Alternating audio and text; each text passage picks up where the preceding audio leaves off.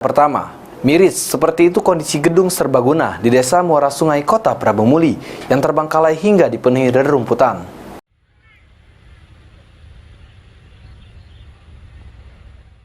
Seperti inilah kondisi gedung serbaguna Desa Muara Sungai, Kecamatan Cambai, Kota Prabu Muli yang menelan anggaran senilai hampir 1 miliar rupiah. Kondisi terbengkalainya serta berantakan. Nampak kaca pintu dan jendela pecah ditambah kondisi dinding retak dan lantai yang amblas.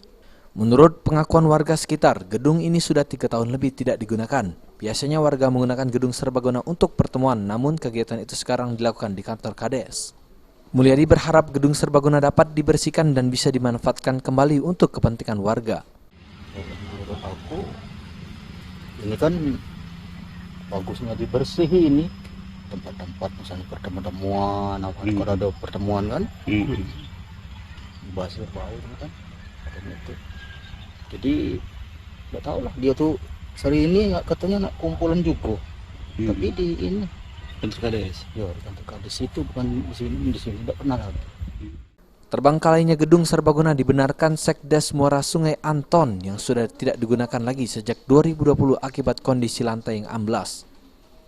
Saat ini pihak desa telah berkoordinasi dengan Dinas PU dan meminta perbaikan ke pemerintah kota, namun hingga sekarang belum terrealisasi.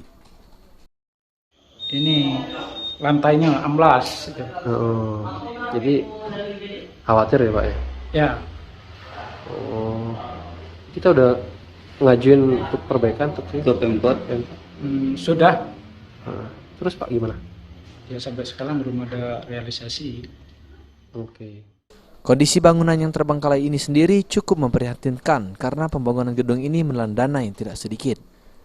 Beni Firdaus, PAL TV.